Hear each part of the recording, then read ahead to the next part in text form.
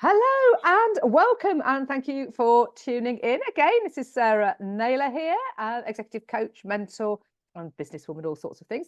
And today I am delighted to have James Anthony Walker with me, who I'm going to hand over to introduce himself because, as I always say, my guests do a far better job of introducing themselves than I do. So over to you, James. Please do introduce yourself to my awesome audience. Well, first of all, so wonderful to be with you this morning, this early morning here in California. It's roughly 5 in the morning, which is a normal time for me to be up. So at least I'm halfway coherent. But I've been with Insight Timer as an ambient composer since 2016. And it's been a wonderful ride. It's been full of twists and turns and unexpected things, but that's what makes the journey fun. Prior to that, I many years ago was in university to become credentialed as a composer and a composition teacher, which was my interest initially, was to teach at university. But I found out very quickly that this was in the mid 70s. So I found out very quickly that there was in fact something of a glut on the market for teachers, and there was a vast surplus.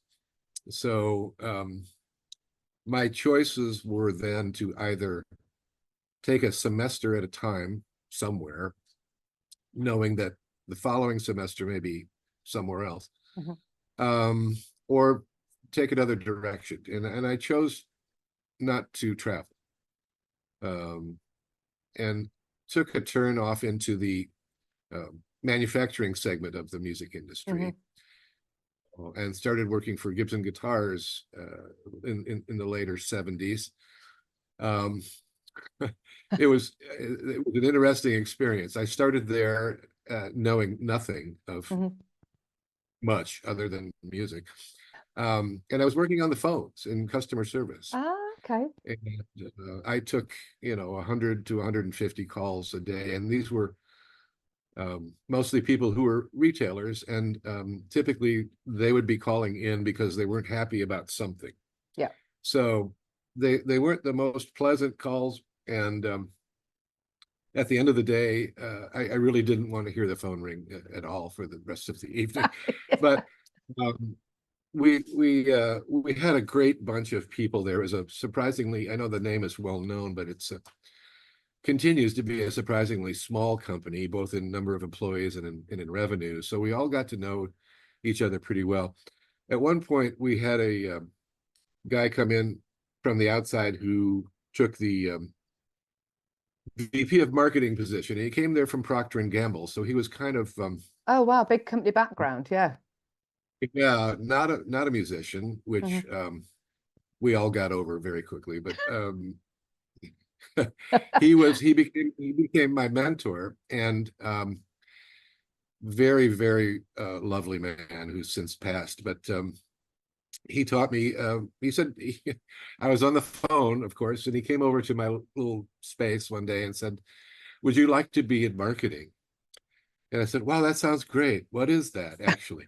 And so he started to explain it to me and give it to me in spoon-sized bits. And over the course of the next 3 or 4 years, I became director of marketing for them, and I felt like I had skills which were pretty good because he was a rather wonderful teacher. So that's amazing. I've just got to interrupt there because that's just such a fantastic story in itself. I mean, my background is recruitment, and I've got this real passion about people connecting their talents and their passions with their careers, which that is just perfect because you're bringing something into, like you said, you sidestep, but used your passion into a career. And obviously that interest and that passion was recognized by somebody who'd got like that large company background and training, who could come in and bring you up from the inside, recognizing what you'd got, which is just awesome. So to go as well from customer service and that value and that sort of hands-on experience to then go up to director of marketing. And what time scale were we talking in, James, in that time? How long did that take for that journey to take place? About 4 or 5 years. Is that all? And Oh, wow. yeah, which it seems in retrospect like, well, if you're looking from the outside in, it's 5 years is a long time depending on your mindset. But what I did find, which was fascinating, and I validated in the process of doing this, was, there is a tremendous value in coming in at something very, very entry level and progressing through the organization, because you get to understand every bit of it rather than coming in at a certain altitude. And so it was a lovely time. I got to meet musicians along the way, from Chet Atkins to BB King to Wow. any number of people, and got a lot of free tickets to concerts along the way. Cool. So it was a lovely time, and I got to know the people in the factories. We had 2 factories at the time, and they were, one was very high tech and one was very low tech, and they each had their approaches, and interesting people all the way around. So if I had to make the choice that I did, I probably couldn't have made a better one in retrospect. No, that's So brilliant. Oh, wow. that was What a a fun time. journey. What an experience. So what made you decide to leave and obviously continue with your journey and career? Because you carried on in marketing, didn't you? Well, the last thing that my mentor and I actually had to do there was sell the company. Oh, okay. And yeah, because it was we were doing okay. And as I said, it wasn't a really large company, and it still isn't really. It just seems like it is. And Highly so respected, that was, that's why, isn't it? I mean, it's just such a yeah, recognized name. Yeah. that was the last thing that I did there. And we spent probably the last 6 months there flying back and forth between Chicago and Nashville, which is where one of the plants was, and just working with the potential investors, buyers. As you said, it's like, these kinds of things can take a long time, but it went smoothly. And then from there, I went on and did some other marketing things with other totally unrelated companies. But that's really what got me into the marketing focus was Gibson guitars. So it was a great experience for me, and I'd recommend it for anyone who has the willingness and patience, probably. Well, I think it's about aligning yourself with what you're passionate about and what's interesting, what fires you up and what sort of lights you up and what brings you alive. I mean, it's so important, so important in life, because you spend so much time at work. But so obviously, as you said, you continued in marketing, but not necessarily sort of music. But you've obviously, the music side's come out now where you are in Insight Timer, but then you've got this sort of spirituality as well with what, I mean, so where did that kind of come in? Was that always running in there as well, or was that something did you want to have one of those sort of epiphanies, or how did that all sort of evolve? I'm really curious. You can tell I'm very nosy. No, I welcome your question. There was a period of time, fairly long time actually, when I was at Gibson and prior, when I was in university. I would see the spirituality was there on something of a visceral level, and I was aware of it. I wasn't driven by it. I wasn't feeling really as connected as I might be to it. And as many people know, as all of us know, sometimes you have to make some money to live. And being a musician, and as I fancy myself to be now, was a difficult proposition at the time, in my earlier years, because it was really difficult, and continues to be in many cases, to make money doing that. So it was the business component of my life that I had to invest the hours, and I Sure. didn't have much left. I didn't have much left over in terms of time and energy to do the music. So things have really become 180 from that over the years, particularly in the last 10. Hmm. And that's been wonderful. I feel like I've got a lot of catching up to do in one sense, but it's been a real nice change to just have that as more of the focus. And Hmm. along the way, my partner Constance and I spent the better part of 3 years becoming ordained. I was going to ask you about that in- because it's multi-faith, yeah. is it? Is that okay? If you could explain and expand upon what that actually entails, that'd be really Um, interesting. well, there have been in fairly recent years two sort of camps to this new spirituality, which is one is called interfaith, one Hmm. is called inner spirituality. Interfaith began first, and it's more focused on the three monotheistic religions, Hmm. whereas interspirituality really takes a look at what's out there globally, Hmm. and there's hundreds and thousands, in fact, different um, religious paths that people take. The thing that we focused on, because it's, as you can imagine, difficult to get really in depth with any one of those religions in Yeah. such a short period of time, unless it's your own, and of course everyone has that. But what I found to be the focus of it, really, and the purpose of it, was to understand the dogma Hmm. of of the religions, and how do you take that understanding and use it to improve communications Hmm. between them. And that to me has been the real focus of the study for me.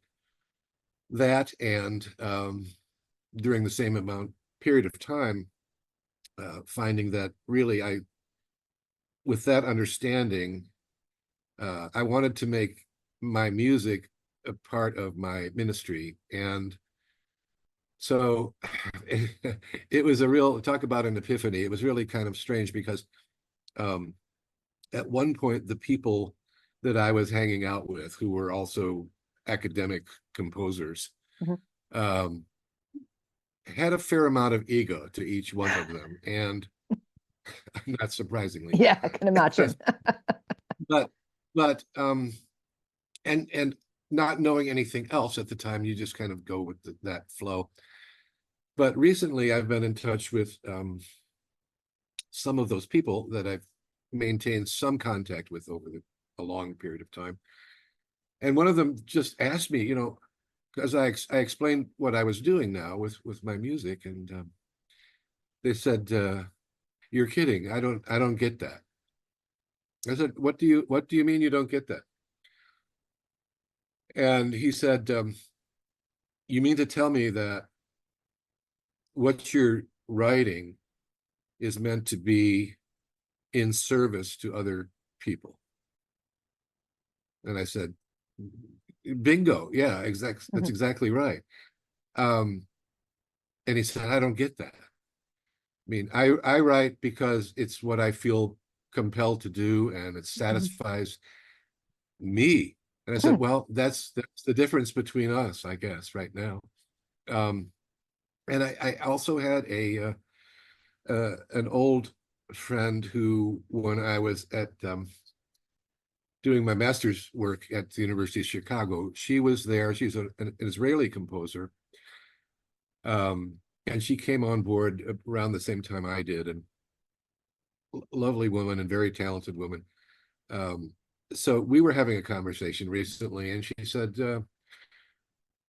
"So who listens to your stuff?" And I said, "Well, a lot of people do, and I do it because it's in support of something that they need, Hmm. particularly sleep, as a for instance." And she said, "Well, that's fascinating. How many times have people listen to your stuff?" And I said, "A lot." millions of times. And I could see her jaw drop. We weren't in person. And I said, uh, well, how about you? And she said, well, you know, my most plays have been on YouTube, and I think I have about 600 plays now. And I said, well, how long has that been up on YouTube? And she said, oh, maybe 10 years or so. And I said, well, what piece of music was that? Mhm. And she said, well, it's the one that years ago I won the Pulitzer Prize for. Oh, wow. So, Oh, so crikey. that's the disparity, between what we do on this Insight Timer platform and Exactly. what still exists out there. And it's a whole different mindset. Yeah, absolutely. I mean, the thing is with Insight Timer, you've got an audience. The audience is there, the people that want to listen to your Yeah, your music, the meditations, or whatever it is, whatever teacher's on there within that sort of, let's call it holistic sort of sector. right. The audience is there and they can choose. It's like this sort of ongoing expanding menu of options that they've got that they can tap into. And you Yeah, haven't, like, as you say, on YouTube, it's sort of kind of random, isn't it? It's a random selection, you know. But that's oh, yeah, amazing because I mean, yeah, one of yours, the biggest played track is Floating, of course, which is how I've got to know you myself realistically right. through the Floating track.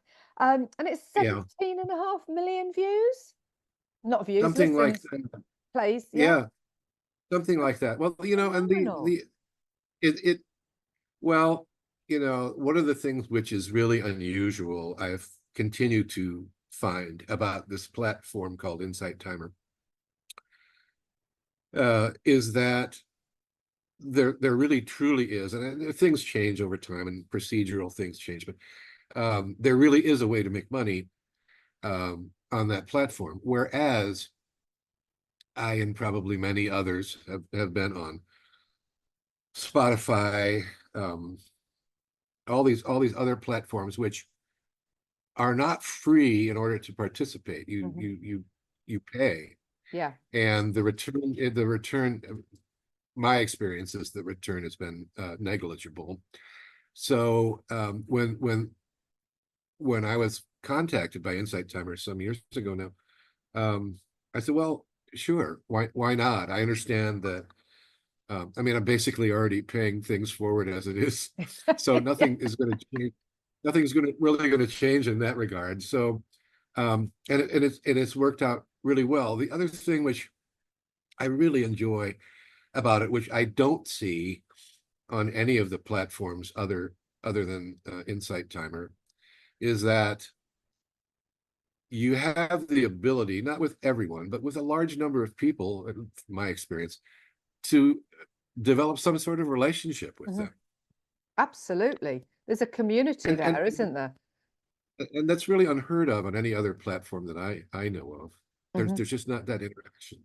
No, it's So really is quite amazing. I mean, and I've only been part of the platform since the beginning of 2024. Well, literally started putting content on in the March, and even though by comparison, so I mean, you've got something like 74,000 followers or something like that, and I have about 250 at the moment. yeah, It's a but small number. and we didn't even. I mean, it was.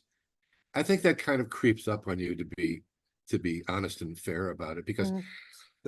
excuse me, number one, along the way, we really didn't have the tools Mhm. to understand what our own metrics were. We were just all kind of flying blind, and someday we'll get paid, and that's wonderful. And how many followers do I have? I have no idea along the way. But You sound like Tom and then Evans all of on a that sudden, one. What? I've got that many listens and that many plays and that many comments. I had no idea.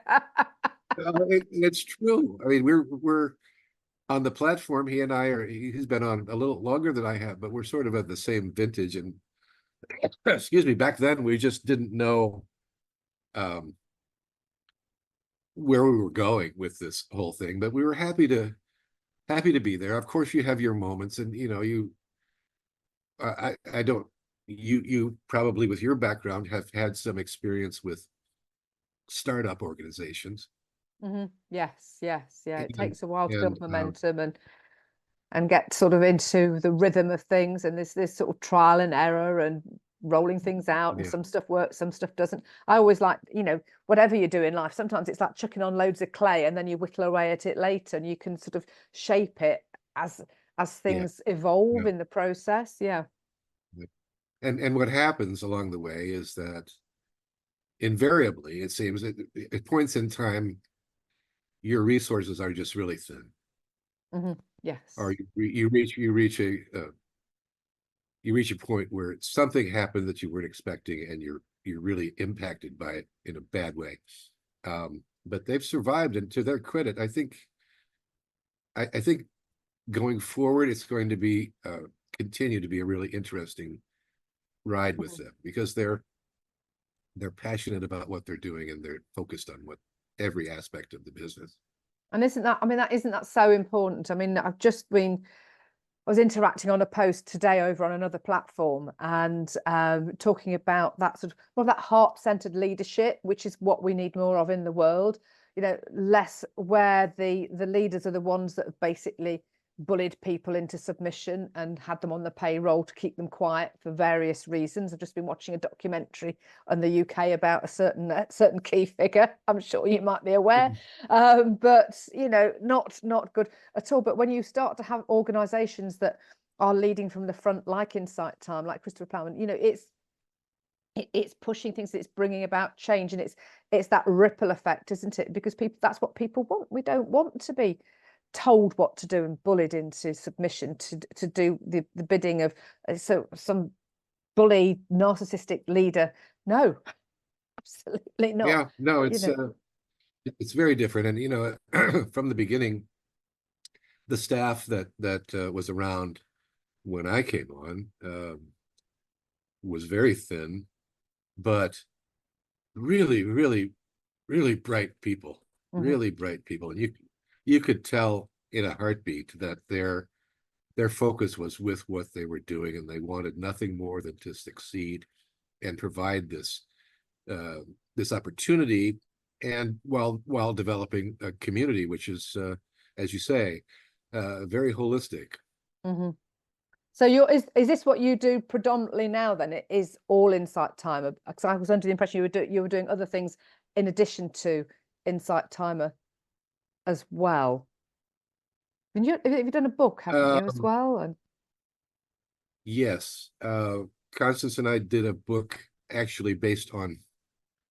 She has been a professor with a local college out here in California for over 20 years, and one of the things she developed very early on was a course that she's taught for a long time now, but the title of the course is Spiritual Health. And the premise is that spirituality is one of the key components of health, in addition to physical health, emotional health, things like that. And there are established elements of health which are, have metrics, and so she developed this course, which became certified by the state of California, the first one ever to be certified. brilliant. So it has become a part of a degree program where Wow. she's teaching, called holistic health, and it has a number of other course components, but that's probably one of the core ones. So maybe 3 or 4 years ago, I mostly was editing, but she wanted to put this out as a textbook, because it had always been out of her noodle, and she said, well, let's do this, and it turned into an interesting project. And it's, how books are. I mean, books are like Insight Timer in a way. Books are a way to get your name on, it's a way to get your name out there, and you become recognized, and so I don't know how much, in many cases, one counts on revenue from book sales. Well, certainly not Maybe got top rich man. on mine, but I know it does what it says on the lid.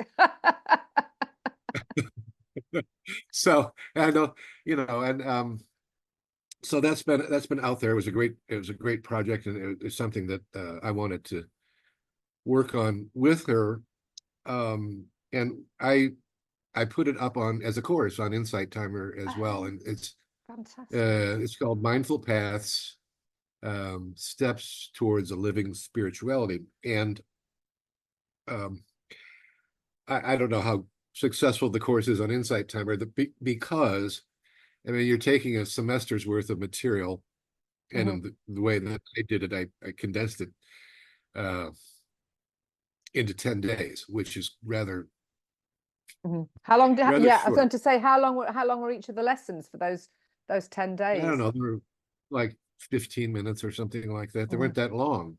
Yeah. So it was just kind of bullet pointing things and begging for some interaction back from the listener, because there's a lot of things in there which are meant to be interactive, and it's hard to do on that platform. So yeah, no, I hear you, because anyway, I turned my book Shining a Light on You, How to Manifest Your Dream Job, from a book into a digital course during lockdown. Those, and then I've turned it into a Manifest Your Dream Job course on Insight Timer as well.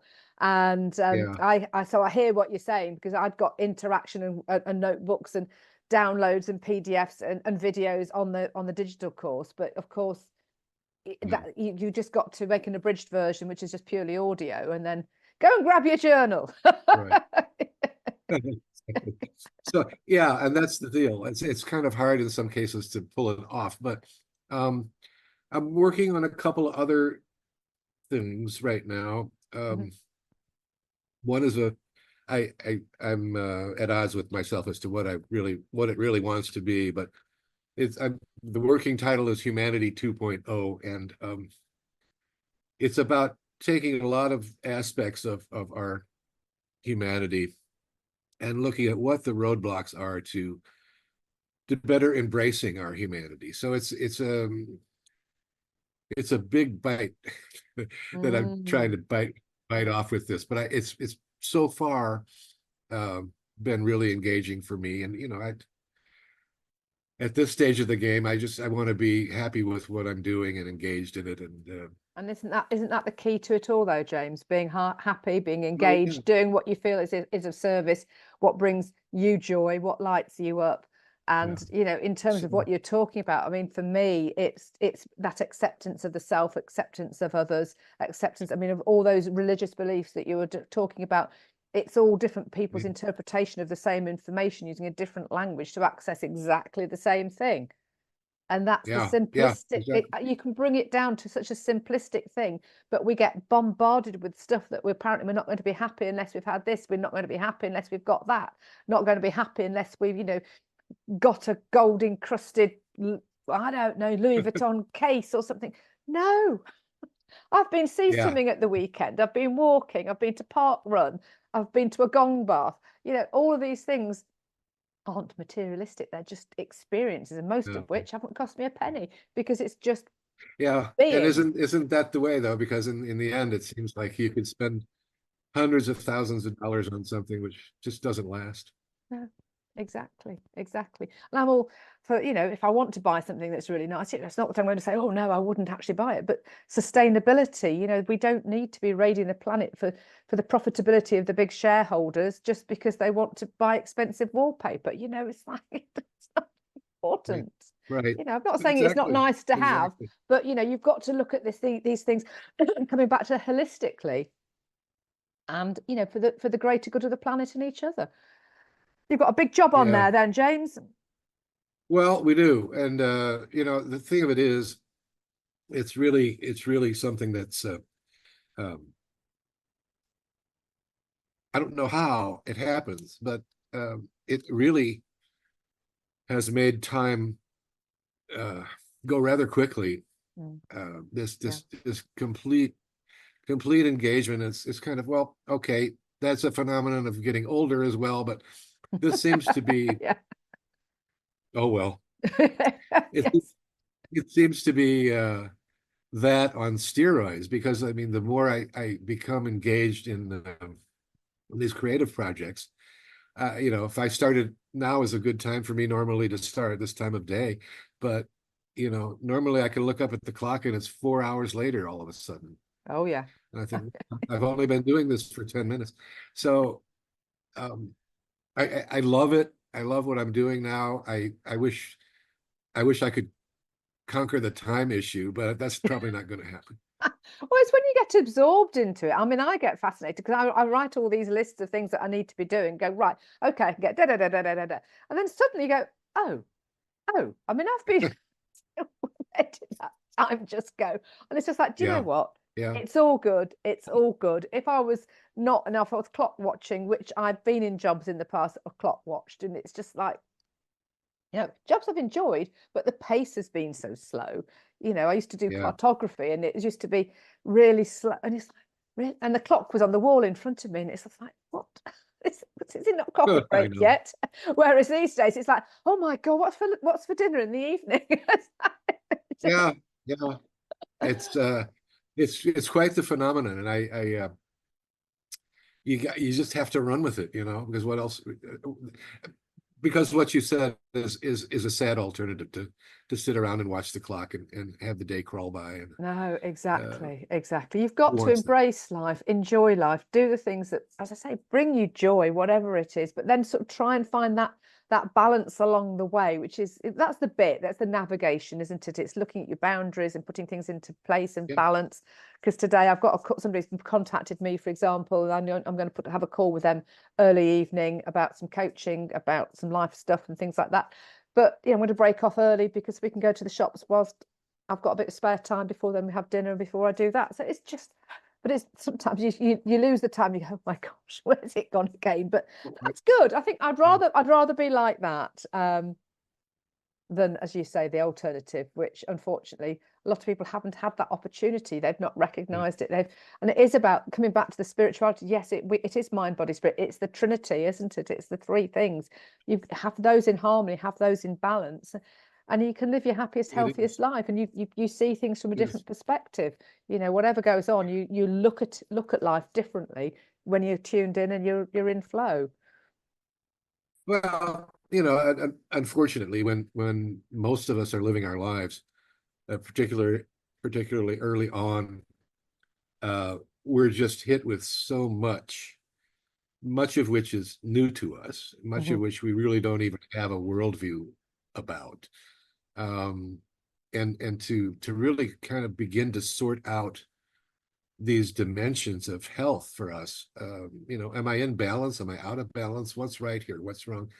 It's really not given all that much thought. So that's one of the things about this course that Constance had developed, is that I've seen students in her classes from 15 years old to 90, and invariably they end up different people at the end of just a few months worth of this kind of work.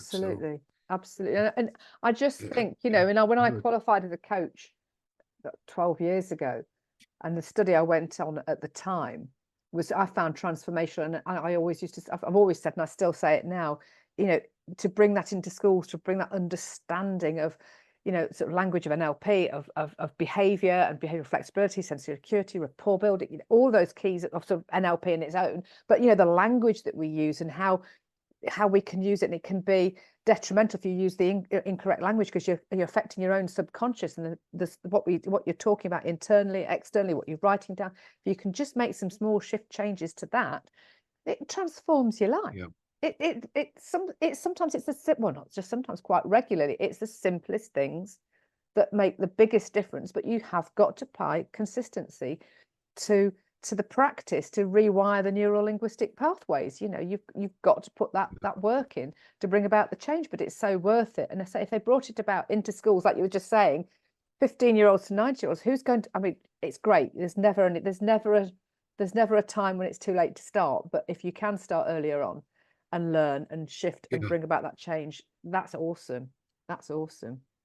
Yeah, and if we have the information and the luxury and the time, and to break it down into digestible chunks, that seems to be key because, you know, how we all get, at least I don't, how I do, when I take a 30,000 foot view of something and it just looks enormous. Got to chunk it That's down.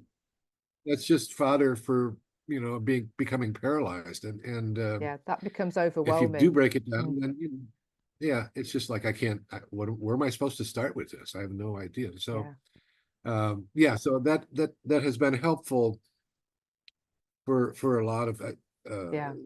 these students, which has been Mhm. great.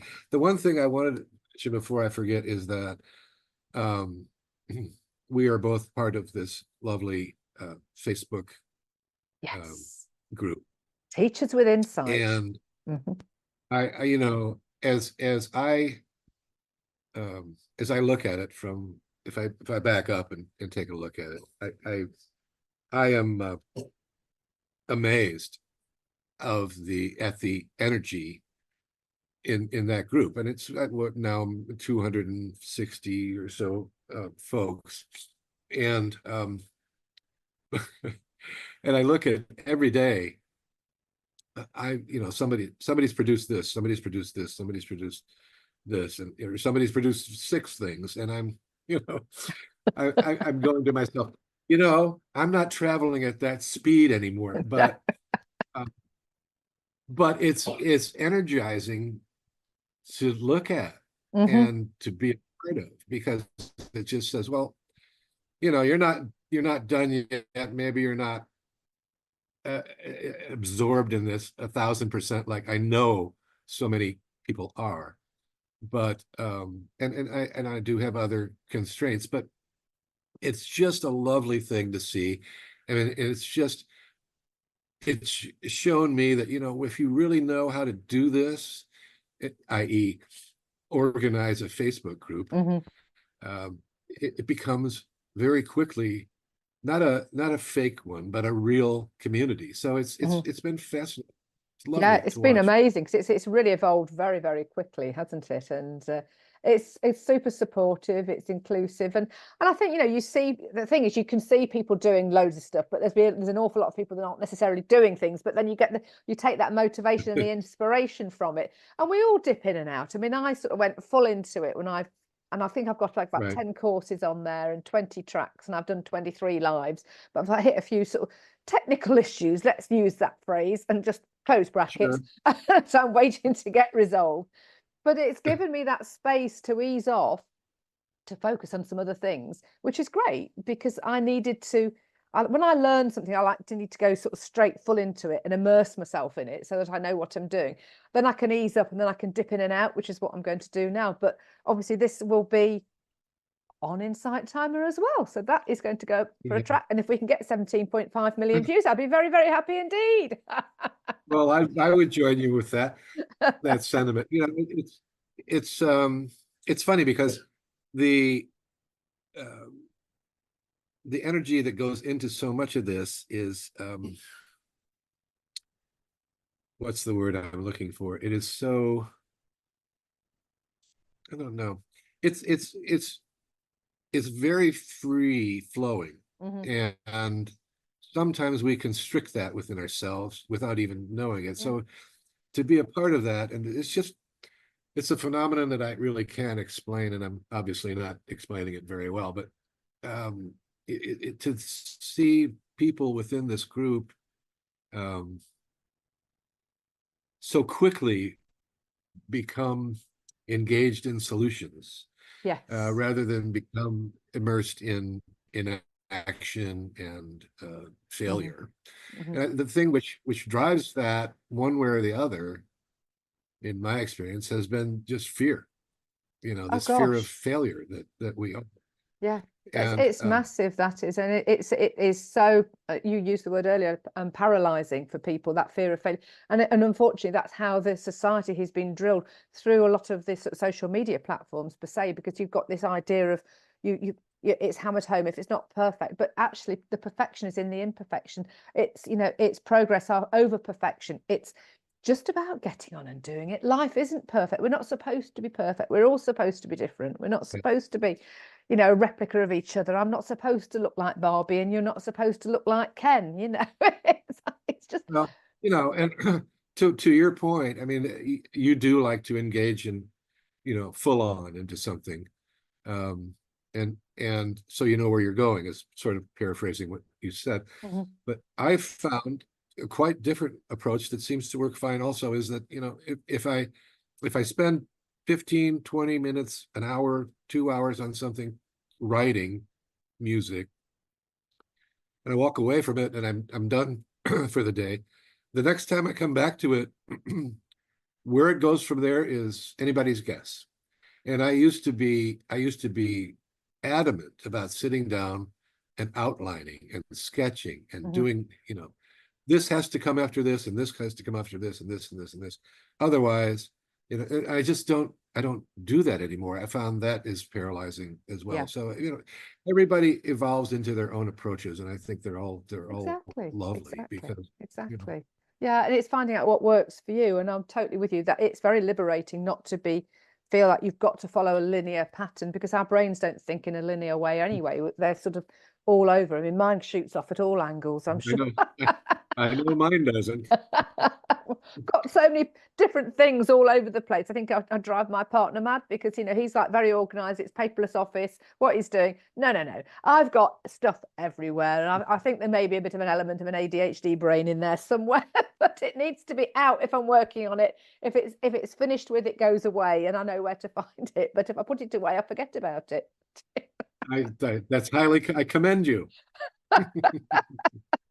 Oh, James, thank you ever so much. This has been, I could actually carry on talking to you for so much longer, but I really appreciate your time and sharing insight into your life and where you're at and what you're doing and what you're up to. So Um, how can people find you? well, they can find me certainly on Insight Timer, under James Anthony Walker. I also have a website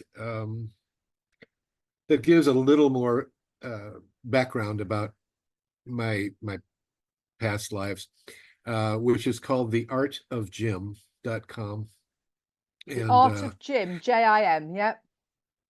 yeah, Not as in, so I don't, not the art of Jim. right, no, no. So thanks, thanks for the suggestion, though. Um, I've got and I've I got don't keep Atlas holding a globe in my mind now. yeah. Well, and that's kind of a fun site to go to. It's but primarily where I'm devoting the online attention to is at Insight Timer. Mhm. So or if you want to find me and Constance, we're all welcome to come out to lovely Santa Barbara, California, Ooh, and ooh, better we're put having that on my some vision board. wonderful weather these days. It's only getting up to upper 60s, and Lovely, just a lovely time of year. Yeah. fantastic. Well, thank So you thank you again. so much. Thank You're you so much. Oh, you're very welcome. Thank you for your time and for sharing all, I say, the insight. That's been absolutely awesome. And thank you all for listening. This has been myself, Sarah J. Naylor, and you can find me over at sarahjnaylor.com or over on Insight Timer as well, or pretty much anywhere. Generally, if you just tap my name into the old Google bar, you'll find me. Thank you so much again, James, and look forward to catching up with you very, very soon.